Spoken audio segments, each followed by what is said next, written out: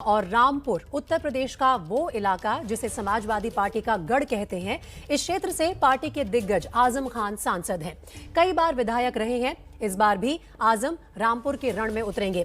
रामपुर के रण में कौन मारेगा बाजी, खुद उम्मीदवारों की जुबानी आपको बताएंगे, लेकिन उससे पहले देखिए क्या कहता है रामपुर का चुनावी गणित। रामपुर जिले में विधानसभा की कुल 5 सीटें हैं। 2017 में बीजेपी लहर के दौरान भी एसपी ने यहां 3 सीट जीती थी, जबकि बीजेपी के खाते में 2 सीट गई थी। 2012 में बात करें तो रामपुर में एक भी सीट बीजेपी नहीं जीत पाई थी। इस जिले की 51% आबादी मुस्लिमों की है और शायद कहीं ना कहीं इसी का फायदा होता है समाजवादी पार्टी को।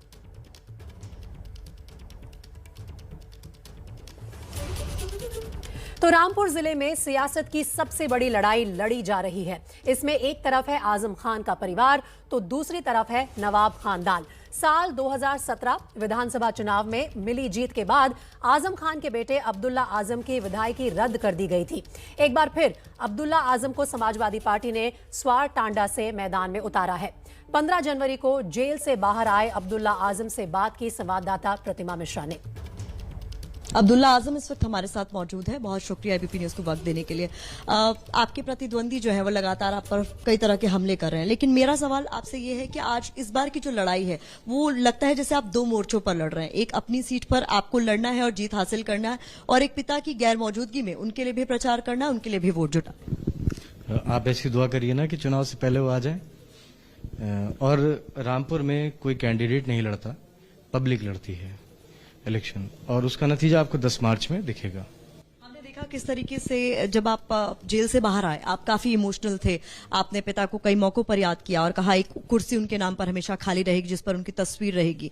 और जब आप भावुक हुए तो उस पर विरोधियों ने कहा कि ये जो आंसू हैं ये दिखावे के आंसू हैं, लोग यहाँ के रोते हैं, लोगों पर अत्याचार हुआ, इस तरीके के कई आरोप आप पर, आपके पिता पर लगाए जाते हैं। देखिए, जिन लोगों ने भी ये कहा मैं नहीं जानता कौन लोग हैं, लेकिन इस जज्बात को समझने के लिए एक औलाद होना जरूरी है। कम से कम मेरे ऊपर वो लोग उंगली नहीं उठा सकते जिन्होंने अपने पिता को उनकी बुजुर्गी में घर के बाहर एक खाट पर डालकर जायदाद के लिए मारा हो। मेरे जज्बात क्या थे या क्या हैं, मुझे इसकी सफाई किसी को देने की जरूरत नहीं है। अगर हम बात करें तो मुद्दों से हटकर हर तरह की बात होती है। अखिलेश यादव ने पाकिस्तान और जिन्ना का जिक्र किया, जिसको बीजेपी ने तुरंत लपक लिया और कहा कि इस तरीके से वो बयान दे रहे हैं। आपको क्या लगता है, मुद्दों के आधार पर राजनीति होनी चाहिए इस तरीके की? मेरे ख्याल से चुनाव में जो जनता है वो भारतीय जनता पार्टी से ये जानना चाहती है कि 2022 आ गया, उन्होंने कहा था कि 2022 तक किसानों की आय दोगुनी हो जाएगी। मेरे ख्याल से आवाम ये जवाब मांगेगी और किसान ये जवाब मांगेगा कि 1 साल तक जो किसान दिल्ली की सरहद में, ठंड में, गर्मी में, बरसात में डामर की सड़क पर सोने को मजबूर रहे और 700 किसानों की शहादत हुई, उसका इंसाफ कौन देगा? किसान जवाब मांगेगा कि लखीमपुर खीरी में जिस तरीके से बेगुनाह किसानों को कुचल कर मार दिया गया बेरहमी के साथ, उसका इंसाफ कब मिलेगा?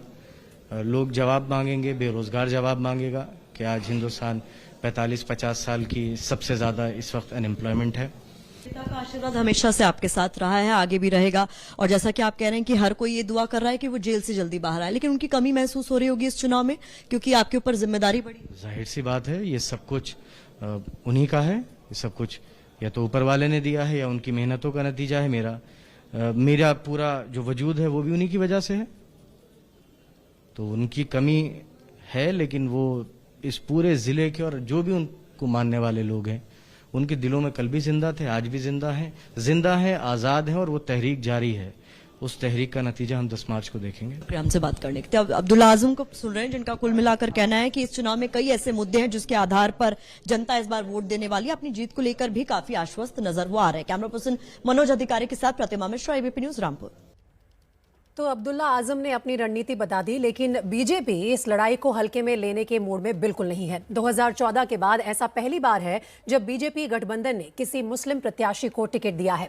अपना दल के प्रत्याशी हैदर अली खान उर्फ हमजा मियां कांग्रेस नेता नवाब काजिम अली खान उर्फ नवेद मियां के बेटे हैं, जो पिछले चुनाव में अब्दुल्ला आजम से हार गए थे। आपको बता दें कि अपना दल के प्रत्याशी हैदर अली जहां अब्दुल्ला आजम से दो हाथ कर रहे हैं, तो उनके पिता काजिम अली रामपुर सीट से कांग्रेस प्रत्याशी के तौर पर चुनावी मैदान में हैं, जहां उनका मुकाबला अब्दुल्ला के पिता आजम खान से होगा। स्वार सीट से अपना दल के उम्मीदवार हैदर अली से बात की संवाददाता प्रतिमा मिश्रा ने। सुनिए। यूपी के रामपुर में नवाब परिवार और आजम खान के परिवार के बीच बेहद फिल्मी अंदाज में सियासी जंग शुरू हो गई है और लड़ाई बेहद दिलचस्प इसलिए हो गई है क्योंकि इस सीट पर स्वार टांडा की अगर हम बात करें तो आजम खान के बेटे अब्दुल्ला आजम एक तरफ है और उनके खिलाफ ताल ठोक रहे हैं नवाबों की रियासत के चिराग हैदर अली खान, जो इस वक्त हमारे साथ मौजूद है। बहुत बहुत स्वागत है आपका एबीपी न्यूज पर। सबसे पहले हम शुरुआत करें तो यही जानना चाहेंगे कि तैयारियां किस तरीके की चल रही हैं, अपनी जीत को लेकर आप कितना आश्वस्त हैं? मैं अपने वोटर्स और अपनी विधानसभा के जितने भी लोग हैं उनके चेहरों पे और दिलों में जो खुशी है, मुझे इस चीज से पूरा अंदाजा भी है, भरोसा भी है कि हम निश्चित रूप से सीट जीतेंगे। ये वो सीट है जिससे पिछली बार आपके पिता भी चुनाव मैदान में थे, लेकिन उन्हें हार का मुंह देखना पड़ा था और उनके खिलाफ पिछली बार वही कैंडिडेट थे अब्दुल्ला आजम, जो इस बार भी आप ही के खिलाफ है।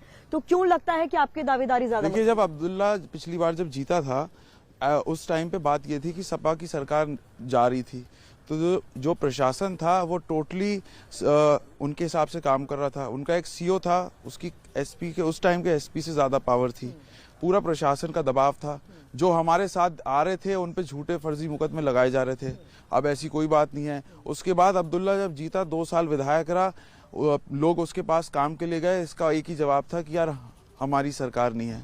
तो पब्लिक इस चीज को समझ रही है और देख चुकी है। लालपुर का जो पुल टूटा है वो आजम खान ने तोड़ा था। पुल तोड़ने का कारण ये था उसने, क्योंकि मेरे परदादा का बना था, उन्होंने कहा पुल आप इसको जिताओ, मैं पुल बनाऊंगा।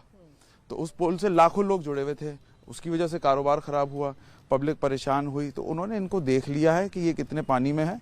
एंड ये इनका खुद इनके मुंह से कहना है कि यार हम पे खुद इतने मुकदमे, हम पहले अपनी तो सीधी कर लें। सो पब्लिक हर चीज को देख रही है, जान रही है, इनको देख चुकी है कि इनके बस की कुछ नहीं है। एंड जो अब्दुल्ला का और इनके पिता का राह है पहले से, उनका ये राह है कि पब्लिक के सामने बेचारा बने, रोएं धोएं। और इसी पे मेरा सवाल था, जब वो जेल से बाहर आए उसके बाद उन्होंने मंच पर एक पिता के नाम पे कुर्सी रखकर कहा कि जहां पर भी जाएंगे पिता की तस्वीर उस कुर्सी पर होगी, उस खाली कुर्सी पर जल्द वो वापस आए, यही उम्मीद वो करते हैं। बताया उन्होंने किस तरीके से जेल में उनके साथ बुरा व्यवहार हो रहा है और जिस तरीके से वो भावुक हुए, रोए। वो इमोशनल अपील आपको नहीं लगता है कि लोगों के बीच एक मैसेज देगी कि हाँ वाकई उनके साथ कुछ बुरा हुआ? मैं आपको इसी से एक बात बताऊं, जब इनकी सरकार थी इन्होंने लोगों को बेघर किया, इन्होंने कब्रिस्तान की मिट्टी उठाई, इन्होंने यतीम जो ऑर्फन्स थे उनके घर तोड़े, उनको घर से निकाला सिर्फ, और उस पे जमीन पे कब्जा किया, यूनिवर्सिटी बनाई, वहां के लोगों के घर तोड़े और कब्जा किया। तो इनके आंसू आंसू हैं, पब्लिक के तो आंसू आंसू नहीं है। और आजम खां या अब्दुल्ला खां जो जेल गए हैं, इन्होंने कोई देश की लड़ाई तो लड़ी नहीं है या पब्लिक के हित में तो नहीं गए। इनफैक्ट अब्दुल्ला के जो 2 करीबी लड़के हैं, उन्होंने 2015 में कंपनी बनाई थी A&S कंस्ट्रक्शन की, CNDS की, और 1 साल पुरानी कंपनी को 800 करोड़ के ठेके दिए गए थे रामपुर में। 800 करोड़ के ठेके, सरकार का पैसा, पब्लिक का पैसा। तो इन्होंने ऐसा कुछ नहीं किया और ये रो रहे हैं, धो रहे हैं। पब्लिक हर चीज समझ रही है कि तुम अपने फायदे के लिए रोते हो, जब सरकार में आते हो। अब्दुल्ला जब किसी से हाथ मिलाता है तो 2 उंगलियां ऐसे देता है, एरोगेंस, घमंड। एंड पब्लिक हर चीज देख रही है। इनके रोने धोने सब कुछ नहीं होने वाला है।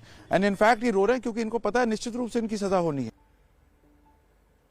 रामपुर शहर से आजम और नवाब की जंग के बीच बीजेपी के आकाश सक्सेना भी अपना दावा ठोक रहे हैं। आजम खान को सलाखों के पीछे भेजने में आकाश सक्सेना की बड़ी भूमिका रही। आकाश सक्सेना के पिता शिव बहादुर सक्सेना 4 बार लगातार स्वार सीट से बीजेपी के विधायक रहे हैं और आकाश सक्सेना को अपनी जीत का पूरा भरोसा है। तो रामपुर शहर सीट की अगर बात करें तो यहाँ पर इस बार लड़ाई बेहद दिलचस्प हो गई। आकाश जी, आप बीजेपी की ओर से आप ताल ठोक रहे हैं, किस तरीके की ग्राउंड पर स्थिति आपको नजर आ रही है? देखिए, जिस तरीके के आजम के जो अत्याचार थे, आजम के जो यहाँ कुकर्म थे, आज वो जनता के सामने है। तो मुझे कहीं कुछ बताने की जरूरत ही नहीं है। यहाँ जनता आजम से त्रस्त है और ये मैं नहीं, ये यहाँ का बच्चा बच्चा कहता है। मैं जहाँ जाता हूँ वहाँ बस यही आवाज आती है कि अब आजम नहीं रहे थे चाहिए। तो आप कह रहे थे कि महाराज जी को एक बार फिर से मुख्यमंत्री बनाना है, उनके काम पर ज्यादा भरोसा है, तो इसलिए आप जनता के बीच जा रहे हैं और उनके काम पर वोट मांग रहे हैं, उनके नाम पर वोट। नहीं, देखिए, आज हम उत्तर प्रदेश में जो चुनाव है वो उन्हीं के नेतृत्व में लड़ रहे हैं और उनको ही मुख्यमंत्री बनाने के लिए हम चुनाव लड़ रहे हैं। हमारा जो योगी जी के जो काम है, क्योंकि देखिए ये रामपुर है, योगी जी यहाँ के हीरो हैं, बताने की जरूरत नहीं है कि योगी जी के कार्य उत्तर प्रदेश में जो अलग रहे, लेकिन रामपुर के लिए जो उनका योगदान रहा है वो बताने की जरूरत नहीं है। आजम खान तो जेल में है, लेकिन उनके बेटे उनके लिए खूब प्रचार कर रहे हैं और लोगों के बीच जा रहे हैं, तो काफी इमोशनल भी हो जाते हैं। उनका ऐसा कहना है कि उनके साथ जो हुआ वो गलत हुआ, और उनका ये तक कहना है कि इस पूरे मामले में जिस तरीके से प्रशासन की कार्रवाई रही है, वो कह रहे हैं कि उनकी लड़ाई सरकार के खिलाफ है, प्रशासन के खिलाफ है, और जब तक कुछ अधिकारी मुरादाबाद और डीएम जो पहले यहाँ पर रहे हैं उनका नाम नहीं लिया, पर इशारा उसी तरफ किया, जब तक वो यहाँ रहेंगे, आसपास रहेंगे, फेयर चुनाव नहीं होंगे। देखिए, जो खिसियानी बिल्ली होती है वो खंबा ही नोचती है, इसलिए ये सब बेकार की बातें हैं। दूसरा, जिस तरीके से वो ये बात कर रहे हैं कि बेवजह फंसाया, तो हाई कोर्ट अपना फैसला दे चुका है। हाई कोर्ट ने उनकी विधायकी को छीना है, और विधायकी को छीनना, हाई कोर्ट अगर कोई ऑर्डर करता है, इस हिंदुस्तान में 14-15 लोग हैं जिनकी विधायकी को छीना गया है, उसमें एक अब्दुल्ला आजम भी हैं।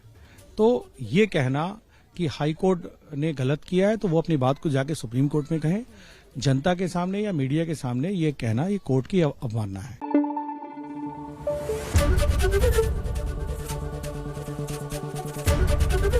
एबीपी न्यूज आपको रखे आगे।